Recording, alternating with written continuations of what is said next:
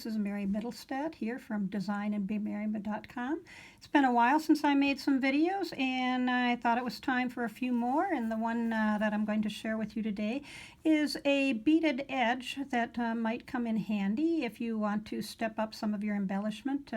It's great for ornaments, for the edges of little mug rugs, wall tiles, edges of table mats. Obviously you can use it just about any way you want. This is called, basically it's a flat beaded edge, single beaded edge, and it's a little bit different. I have another video out and I'll show you some of the differences. This is a flat beaded edge that puts a single row of beading around your piece, and you can see some samples that I have here. The beads go on with the whole, they're laying down against the edge, and they sew together. They make a very nice edge, sewing two pieces of a wool together. You can use it on a single piece of wool if you've got enough. These pieces that I have here happen to have heat and bond, and they also have the Peltex 72 inside, because these are ornaments and they're meant to be strong, so they can be handled without losing their shape. Coat weight wool works fine. Real thin wool, again, it can be done with two levels of wool, and I'll show you a little butterfly that I do on one of my pieces that has it. Just to clarify, the difference is, this is the other video that I have regarding the beaded blanket stitch, and you can see in this one that the beads sit perpendicular, and they are done directly with the blanket stitch. Yes, they do the edge, very similar, but the beads sit upright like this. They're not laying down. And this one could have been done with a bead in every stitch. But there's the difference. You're looking at, in this case, the beads are laying down flat. Here's the light color they show, and it's what it looks like from the back. So it's a very neat edge. And you can also see it done with a little variation I'll show you, is what they call the zipper stitch. And it is basically the same stitch laying flat, but there's a little bead that sits upright, and in this case it's a size 11, but you could do it with a much larger bead, and that would look something like this. This is another purpose. Some years ago in our quilting group, one of the gals had a cutter and had the pattern, and we all made scissors holders, and you can see that I made the zipper edge, which is the equivalent of the flat one, along the outside edge.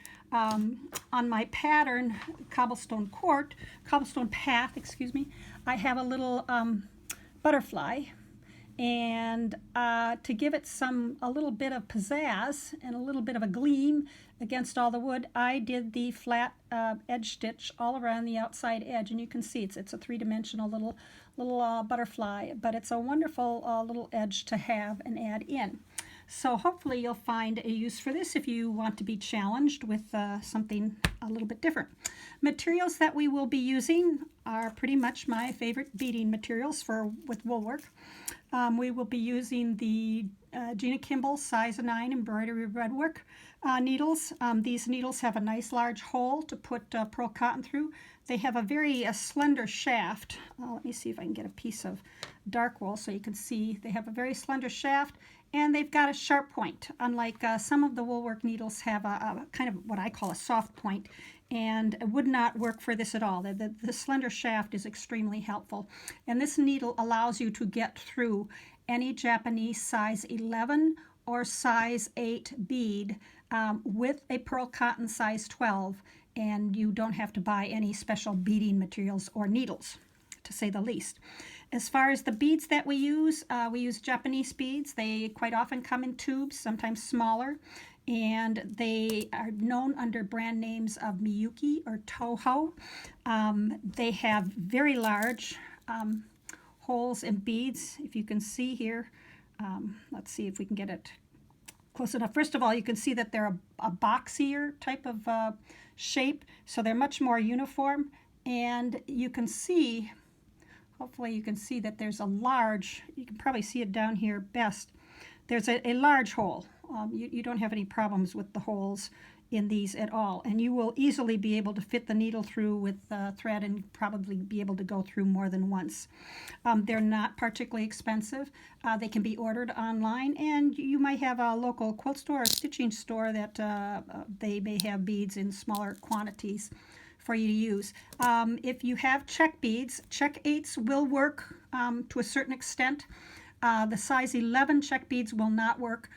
You can't get through them with the needle or the thread. The size 8s are variable. A check bead is more like a donut. It has a donut shape, and it's not as uniform. They're more difficult to work with. They certainly can be done, but I would not recommend it for your first time. You're more assured to have success by using the Japanese beads. And they have tons of finishes. These are glass beads. You can iron them and press them, and in most cases, many times wash them without any problems at all. And so they're a nice bead to work with. The thread that I work with is Valdani, size 12. You can certainly try any thread you have. You want it to be fairly strong. I would not work with a thread that isn't strong, that would break easily. There are other brands.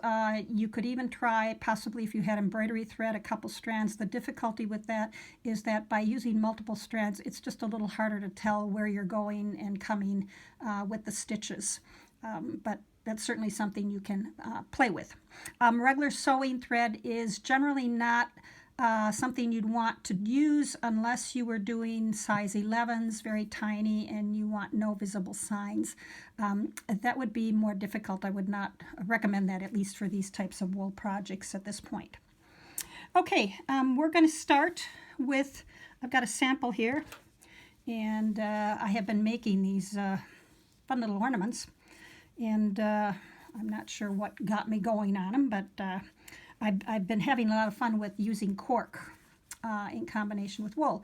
And if you go to my website, you'll see that I have a whole line of corked mug rugs or wall tiles. And it's so much fun to work with to mix up the materials. But certainly wool could be done. It doesn't make any difference. All right, in order to start the beaded edge, what you want to do is you want to thread a needle and knot one end. We've got the knot here. And you're going to take your piece, and you can start anywhere, but you're going to back your needle in. What you're going to do to start is you're going to back your needle in. The point is out here. You're going to back it in, and you're going to pull it through, but you're not going to pull it through all the way. You're going to leave that tip in there until you can kind of rotate it and come up, a little distance away. And hopefully you've caught enough of the inside wool so that this knot will go inside. Now, if you got a little bit of a thread sticking out, as long as it's not really not, just snip that off. All right, now you're ready to begin. And what you're going to do is you're going to take 2 beads. Only the beginning. The first step is always 2 beads. So you thread 2 beads on your needle, and you're going to go and come up about 1 bead's width away from where your thread came out. So if you look at this, you're looking at this distance right here, about a bead's worth, and it's kind of a guess. You'll learn that as you the more you stitch, you'll get better with it and with your beads.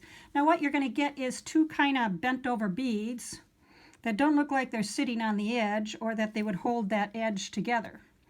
What you're going to do is you're going to take your needle and you're going to go through the last bead, or the second one, if you consider it was the last one on your needle, the second bead that you put on. And with the needle facing away, you're going to go back up through that bead. And you're going to give it a little tug.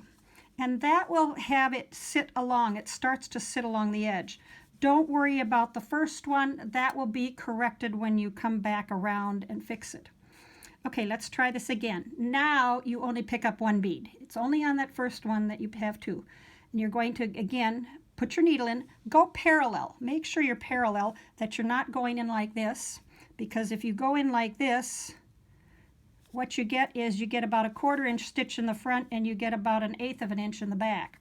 So try and keep your stitch even. It doesn't have to be perfect. You'd be amazed at how imperfect it can be and yet look quite nice people won't pick up on that perception. Okay, so you, one bead that you put on, gently pull it through, take your needle, go back up and out through that bead, and then tug it on. Make sure that when you pull, don't pull it to the back and don't pull it to the front. Pull it so it sits right on top of there. If you pull to the back or the front consistently, you'll find your piece will start rolling and the beads won't be sitting on the edge. Okay, we're going to keep doing this. If it helps, you can use a contrasting thread for practice so that you can see the threads. Let me see, do I have a sample? This one has a contrasting thread. You can see the little brown thread, and the thread shows on the edge of the beads, and it shows on the front and the back. If you don't want the thread to be apparent, match the color of the wool. But this kind of, it adds a little bit of an edge, and you also can determine if you want more showing. You can make a bigger stitch if you want. In this case, it's not going to show on the back because I have red, and it actually isn't showing that much on the front because of the busyness of the herringbone. Okay, so you're going to continue to do this, and you're going to continue going around and around, and you'll get good with trying to determine how far from the other, beads. Like I said, if you go too far, you'll have thread in between, a lot of thread in between. If you go too close, it will almost rumple, which I don't know if that could possibly be used to your advantage at some point, but at least you have some idea of what the issue is. It's a little hard to see on here. Again, consider the color of your thread. If you're using a clear bead and you use a colored thread, consider the fact that that coloration will come through the bead. In other words, if you have a crystal bead, something like this, and you use a blue thread, the bead will have a blue cast. You will see the thread. In this case, this is it's a transparent bead, but it's lined, so you don't see the color of the thread. Anyways, you would continue around, but what happens when you run out of thread? Let's say that you're working and you've got this nice edge going, and this is actually quite relaxing to do once you figure out. Before I do that, I should actually show you what most people do incorrectly, because it may help you identify yourself when you're not paying attention. A lot of people want to do this. They go through that bead and they want to go down. If you're going through that bead the second time and your needle is going down, you're going the wrong way. The second time, you're going always away and out from the thing. When you put the bead on, then you're going through it, which is kind of a downward movement, but it's not. In this case, so you're going to go through, always up and through, not this way. If you go this way, you'll get something really interesting, and you'll just have to slide the needle out and pull out that stitch, I guess. But anyways, but let's say you were working along here and you ran out of thread, and I'm going to, for the sake of doing this, I'm going to pull my needle down here as if I have run out of thread, and I need to add some thread to this whole affair. So I've got this little piece of thread. You want to leave enough, probably about 3 needles length, and I just temporarily put it out of the way. I thread my new needle and thread. Let's see, I've got one here threaded, and I'm going to tie a knot in it, and we're going to add the thread in a way that you'll never know you had to add the thread. Okay, so what you're going to do is kind of similar to what you're starting. You're going to go back about 4 or 5 beads. You're going to find a place where you can kind of jam the needle in between. Make sure it's not showing on the back or on the front. And you're going to force it in. Let's see, I got to get a good spot here. You're going to push it in. And I've got that heavy interfacing, so if it looks like I'm tugging, that's why. Okay, and you're not going to pull it through. Again, you're just going to pull it through enough so that you can start to turn the needle, and you're going to drive it up, and you're going to go through that last bead that this thread was coming out of, where the old thread was coming out. So you're going to pull this through, and you're going to pull it through, and you don't have to pull exceptionally hard. And then I go ahead and I put that back. And all right, so you got that done. Now I'm just going to pick up and start adding more beads along the edge, just like I was doing before. And I'm going to add a couple of these, and then I'll show you how we hide that first thread. And it's so easy. There's no knot tying that you have to tie a knot, a thread to another thread. It's so easy to hide edges within wool, and if you've ever tried to get them out, you'll know that it's not typically easy. Wool tends to grab other thread, anything with a little bit of a fibrous edge to it. And I was surprised because a few times I had to rip something out. I tell you, it was not a fun situation, to say the least. So you don't have to be afraid, particularly for wall decor. Okay, so now you got your new threads there going, but if you go back, you have this thread that was your old thread.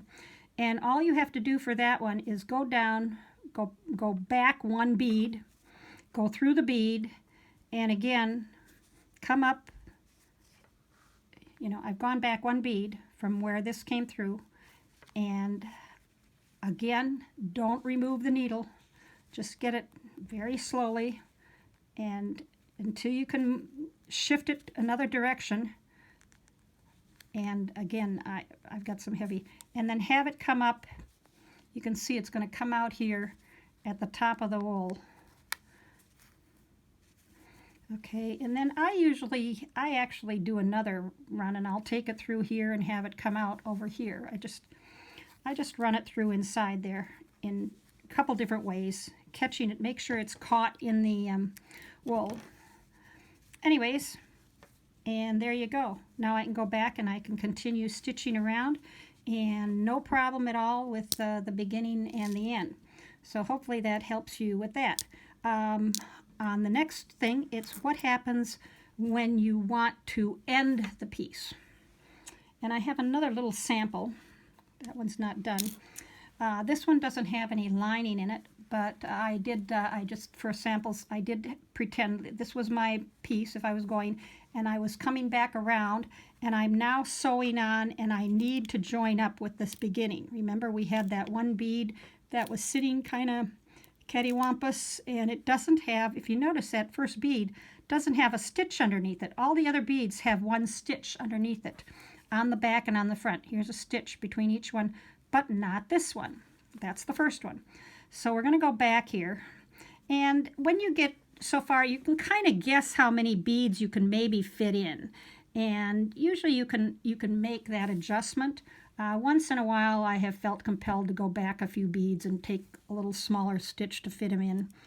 But I'm guessing I can get 2 in here if I put them close together. So I'm stitching just like regular up to the end. And this will be the last one that I'm going to put in here next to the first one. So, and I've done this with white thread so you can see. So I put this in, and there really isn't any more room, but I'm still missing the stitch underneath the first one, and it's sitting crooked. So what do? So you'd go down through the bead, just as if you were sewing it on. You would put it on your needle, and I am going to take my needle out to the back before it goes through the wool. It just is only going through the beads.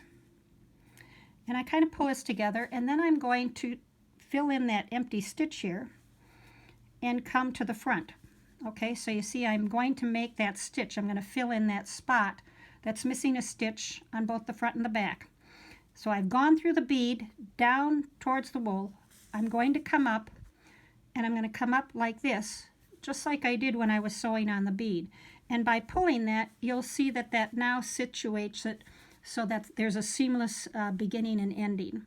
And then after that, you can proceed to knot it off by taking, again, just taking your piece, your needle back through and, adjusting it and coming up at another place or wherever you want to do.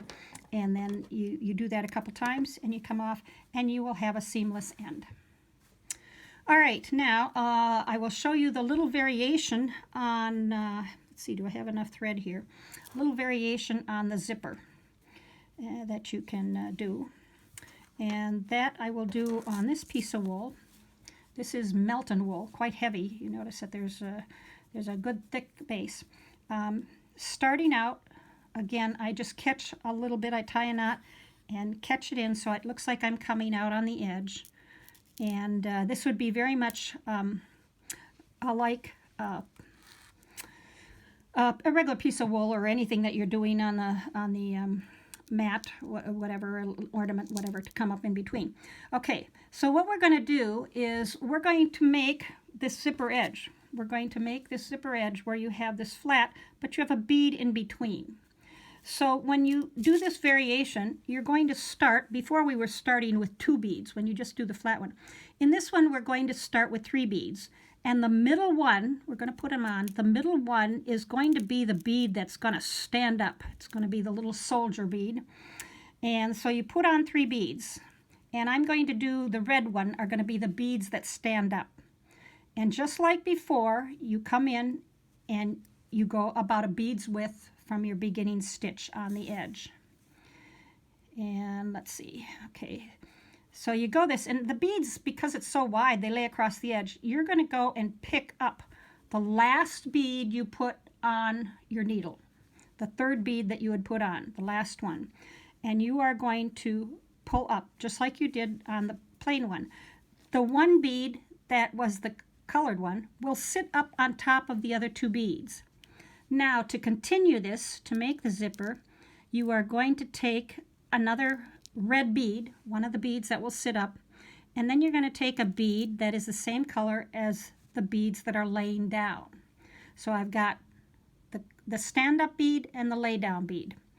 And again, you're going to go in for about a bead's width away. You're going to pull it down, and you're going to go and you're going to send the needle out and away, picking up only the lay-down bead. The stand-up bead is just that. It's going to stand up all by itself. You don't have to do anything. It just sits between the 2 beads. So you're really not doing anything different in a stitch other than you're adding a bead that you kind of ignore because it just sits there by itself. Again, 2 beads. The sit-down bead is, the lay-down bead is always the second one. And that's the one you will go back up through. If you go back up through 2 of them, you're going to get kind of a goofy situation. But in this case, you just go up through 1, and it'll make that bead sit up. Now, if you go too far away, if when you're sewing, you're coming up over here, that's too much. This bead will tend to sink down in between, and you don't want that to happen. You want it close enough so that it stands up. And that goes for whether you're using a large bead like this. I forget here, you got to put the stand-up bead on first and the lay-down. And go back through and come up through only the lay-down bead and tug it in. And you can see that very slowly you are getting a stitch that looks not unlike a zipper stitch. You can do this with similar colored beads. You can mix it up. And so on. Again, just come up through that bead. And there's your zipper stitch with the flat single beaded edge. Anyways, I hope this has gotten you a little excited and that you will find a chance to try these out and hopefully use them on some of your work. Like I said, they make wonderful little ornaments here. I've just had a lot of fun with these, making them, and this one that I'll probably finish up. Anyways, this is Design and Be Merry. If you want more information, please visit my website at www.designandbemerry.com. I have tutorials. I'm primarily a designer. I sell patterns. For the most part, once in a while I have a few kits. I don't do a lot because I'm primarily a designer and not set up to sell a lot of kits. But you can reach me there, and obviously you could possibly take in any of my other videos. There will be a couple more new ones coming along. Otherwise, have a great day. Enjoy stitching and stitch on. Thank you.